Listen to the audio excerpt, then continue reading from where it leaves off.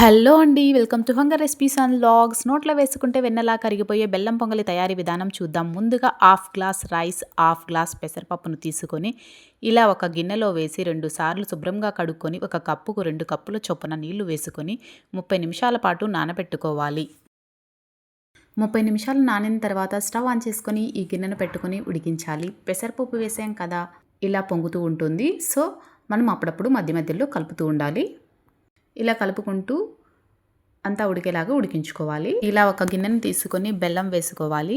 ఎంత క్వాంటిటీ అయితే రైసు పప్పు తీసుకుంటారో సేమ్ క్వాంటిటీ బెల్లం వేసుకొని ఇలా కరిగించుకోవాలి.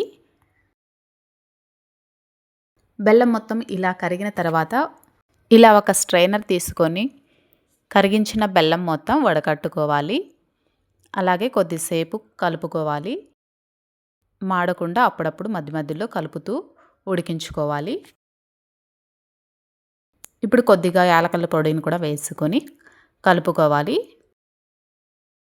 ఇలా మధ్య మధ్యలో కలుపుకుంటూ పొంగలి సాఫ్ట్గా అయ్యే వరకు ఉడికించుకోవాలి.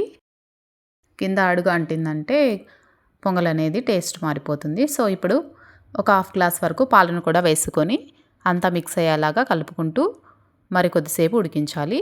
ఇప్పుడు ఒక ప్యాన్ పెట్టి హాఫ్ స్పూన్ వరకు నెయ్యి వేసుకొని కాజు వేసి వేయించుకోవాలి. నచ్చితే కిస్మిస్ కూడా వేసుకోవచ్చు. నేను ఇక్కడ వేసుకోవట్లేదు. ఇలా కాజు అంతా వేగిన తర్వాత పొంగలిలో వేసుకోవాలి. మరొక స్పూన్ నెయ్యి కూడా వేసుకుంటే ఎంతో టేస్టీ అయిన బెల్లం పొంగలి రెడీ అయిపోతుంది.